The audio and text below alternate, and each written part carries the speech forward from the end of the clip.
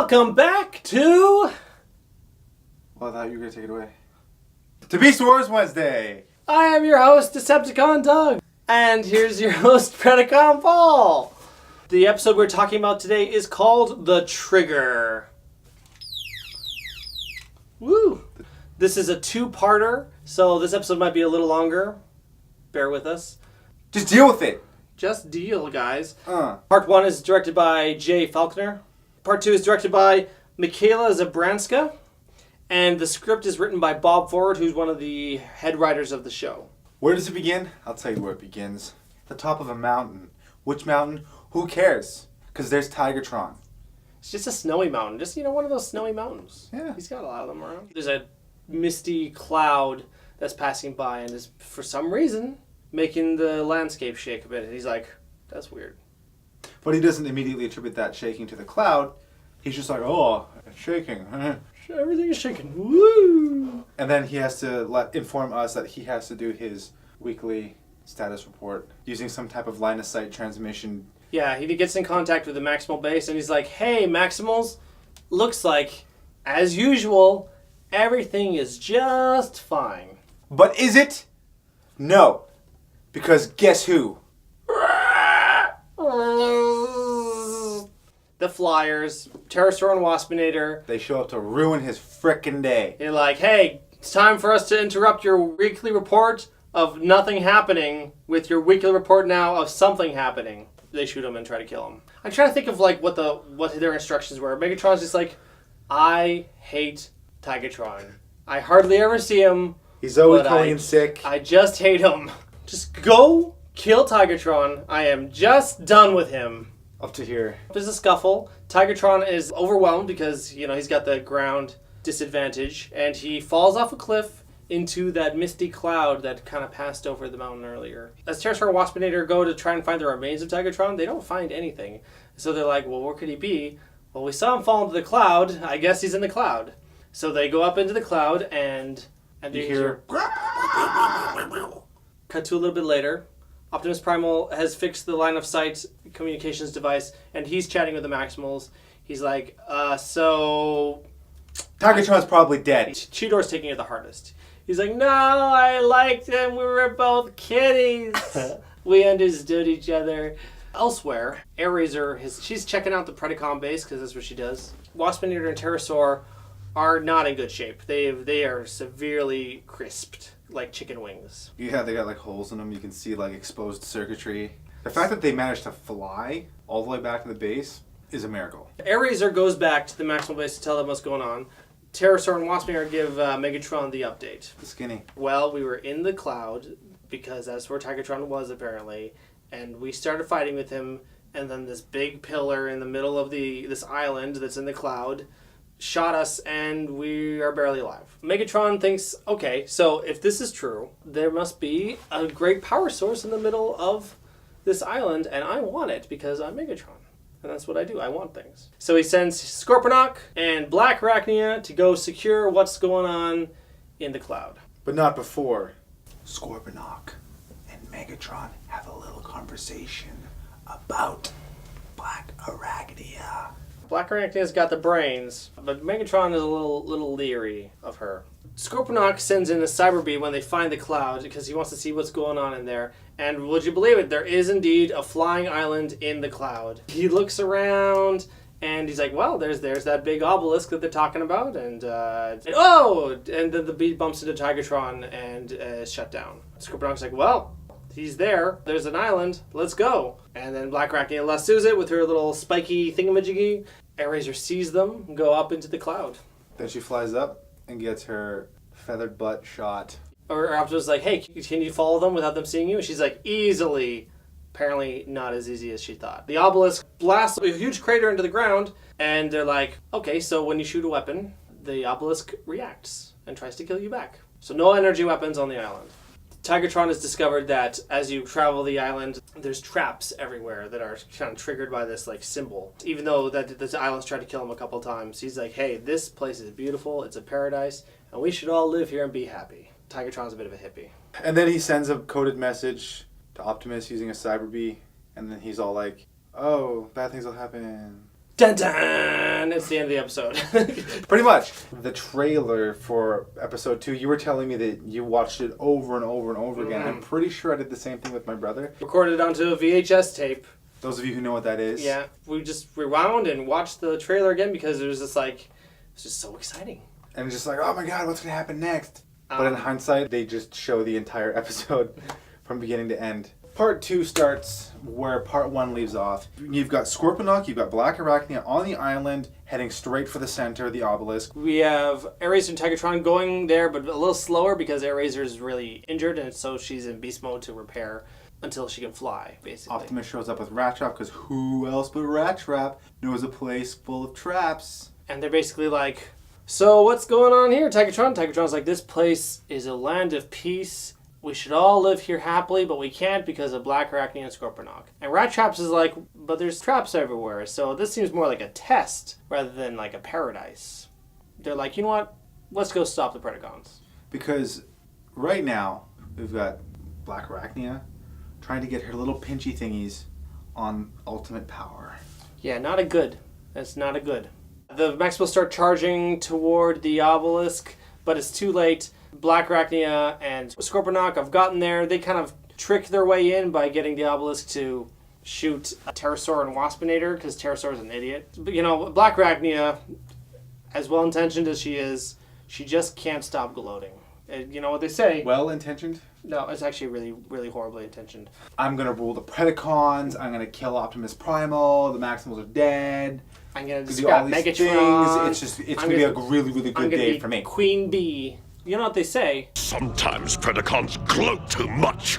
And Scorponok's like, look, Megatron knew this was going to happen, so this is where I'm supposed to kill you. Black Arachnia's like, but wait! Take a few steps back, you forgot.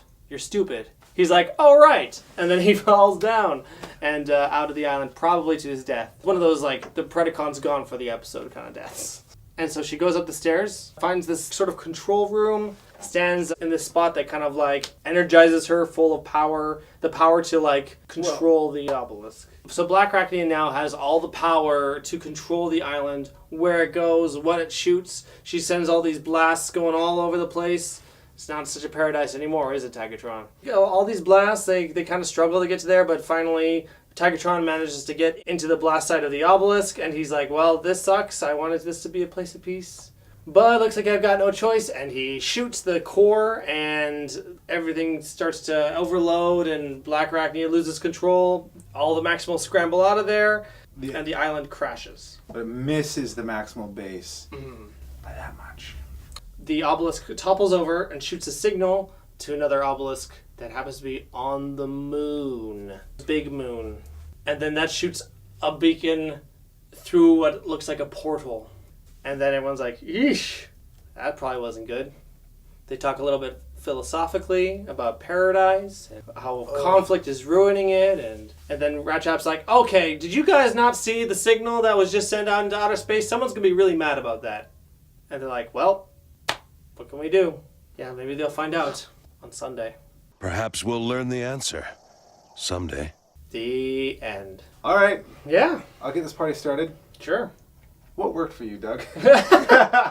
Because this is a two-parter, we get an episode that is a little bit more paced. We complained about a few episodes being a little too short and condensed, and like how it would have been nicer if they were able to stretch out the story a bit more. And so this time we actually get that. We get that chance to see it play out in a span of 45 minutes-ish rather than 22 minutes. And Give or take a commercial. I think it was a good choice because there's way too much story in here for one episode. I still feel like it still feels kind of rushed. Especially the first episode. It was just like sort of hit the fan. That's interesting because I actually felt that the second episode was a little more rushed to me. Really? Yeah, I felt like the climax just could have been bigger and longer. I think it could have been better if there was like 3 parts to this. Just because the beginning of the episode, it's like the inciting incident, and then the end of the episode is a conclusion. There's just so much stuff left out, I feel, that should have been involved. Tarantulas for one, more planning for Megatron, more involvement with the Predacons. Since the island was the centerpiece of this episode, more time to explore that. More time on the island. Get a feeling of why Tigatron believes it's a paradise, because it seems like he just jumps on that conclusion right away. He's like, this looks nice, therefore it must be nice. His first encounter on the island is a booby trap. So there's no real reason for him to believe that it's like a paradise.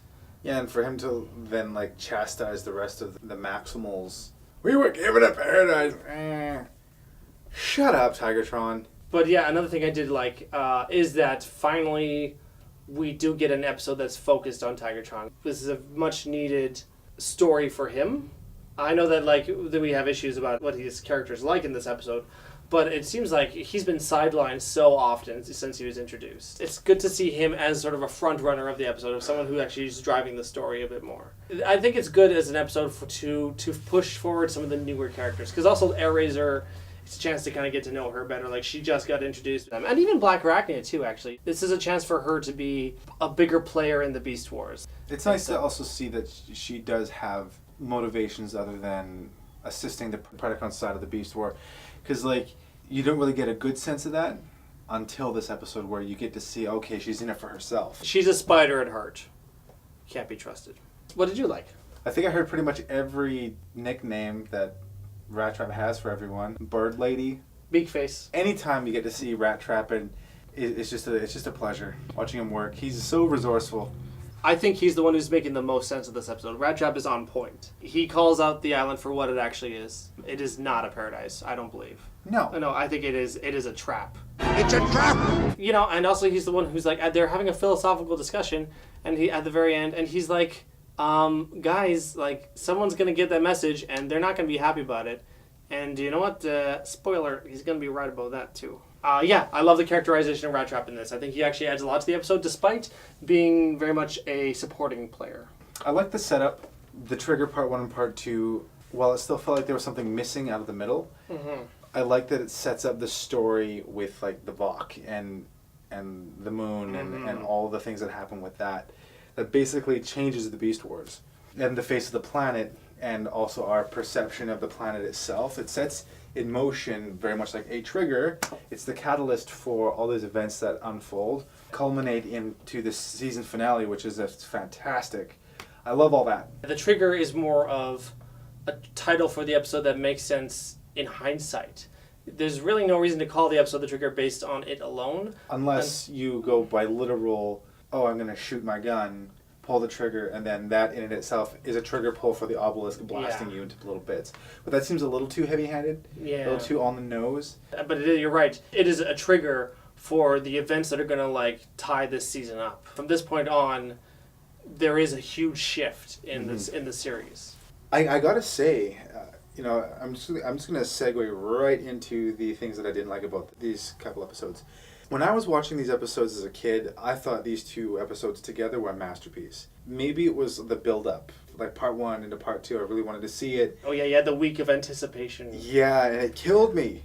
But now that I watch it again as an adult, I'm looking at it going, it doesn't stand on its own as a great Beast Wars episode. It may lead to bigger, better things, more interesting things. There's too many things about this episode that just don't work for me. You know what? The thing is, I kind of feel the same way. As a more mature viewer, it doesn't feel as like a super well told story. There's great ideas. Something about this didn't work as well as I remember it working. Well, let's start with the island. It's a testing ground for intelligent life. But knowing that already, and the people having an understanding who designed the island and put it there, the Vok, and them having an understanding of, how primitive the intelligent species of this planet are, in what universe is having that island there a good idea at all? They're going to be waiting centuries, if not millennia, for anyone to be intelligent enough to be tested on this island. So here's my counterpoint, perhaps. Oh, here's his counterpoint. Is because this takes place after the probe, maybe the flying island was activated after the Predacons and Maximals were there. This isn't the first appearance of them. They have made contact with the Maximals and Predacons before. Okay, I'll give that one to you. All right. Okay. All right, another thing that didn't work for me, I understand the reasoning behind having Tigatron and Airraiser as more of the front runners along with Black Arachnia, because we haven't really seen much of them, and I understand for budgetary reasons why you can only have so many characters, and for screen time reasons. There's only so much screen time you can give to people to flesh out their stories, is what I'm saying.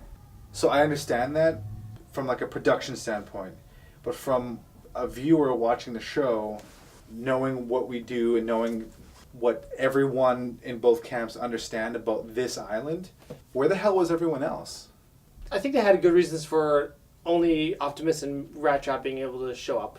The rest of the Maximals aren't flyers, and Ratchet is the only one who could fit on Optimus. But you could have easily had, if they had one more episode, you could have had Megatron and company launching a full assault or trying to get to the island. It might have actually been more interesting if the other Predacons made it onto the island, as well as the Maximals, but Black Arachnia seized control, and it wound up being the Predacons and the Maximals trying to seize control or take the control away from Black Arachnia. That might have been... That would have been really cool. A much bigger, more epic finale. That actually, I think that would have added a lot. And yeah, it probably would have required another episode, you're right. Well, yeah, okay, Tigatron. Oh, my God, Tigatron. Yeah, Tigatron he's frustrating. He's a bit of a frustrating protagonist to have in this episode.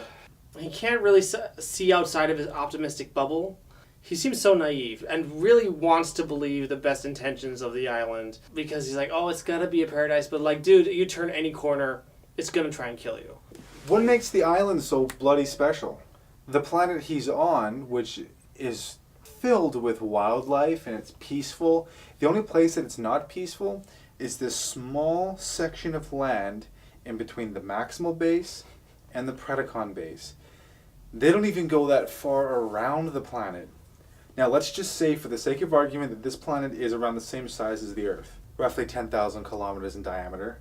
The space that they occupy would be roughly the size of, what, British Columbia?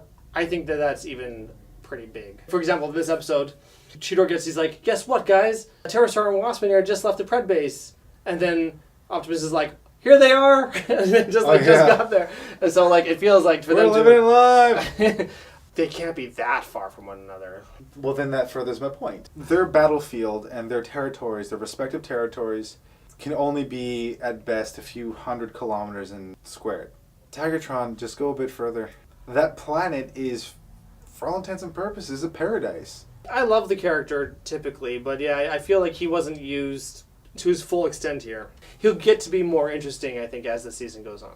I think the thing that I was in love with the most when I was a kid was the mystery behind the episode. Mm-hmm. Who made the island? What's going on with that? Why is the island there? Why is it shaped the way it is? Why the obelisk? Why is the crystal purple? All these different questions that I had that I just don't care about anymore because it's bogged down in, I think, a poorly executed story. I hate to say that. This used to be one of my favorites. But I kind of share similar feelings. I think that I like the episode more than you from our conversation. But I do see exactly where you're coming from, and there's a little bit of disappointment on my side as well, for sure. It's not a bad episode. No. It's not stellar. And at least it tries. It's nice that it tries to be something bigger, to have sort of philosophical ideas sprinkled in, at least to some degree. But it plays with the question at least, right? Yeah, it does play with the question of, can you actually have a paradise when there's a war around? That gets much better explored in a future episode, which I can't wait to get to. I reserve the right to change my mind on this. We're going to give this episode 3 out of 5 obelisks of pain. But it is essential to watch because of all the things that it sets up. If you're interested in the overall story of Beast Wars, it is an important episode in the first season. And it's not bad. There's a lot of stuff to like in it. It's a little disappointing because we do feel there's more potential in the story, and with 2 parts, there's so much more that it could have given us. Still check it out. And also, it's worth taking into account that we both liked this one a lot as kids. So, but now we're all grown up. We want a little bit more. So yeah, please leave a comment below.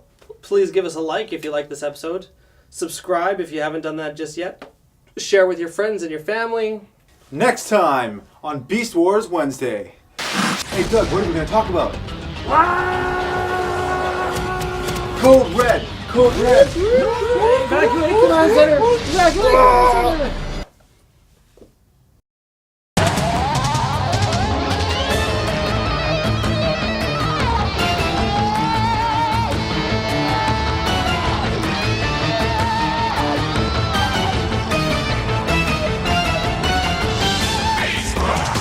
I've got no energy. God. Why did I eat so much pizza? I'm sorry. I should have slapped the pizza out of your hands and go hey, I'll eat this one for you. You should have been there for me, Doug. No, I let you down again.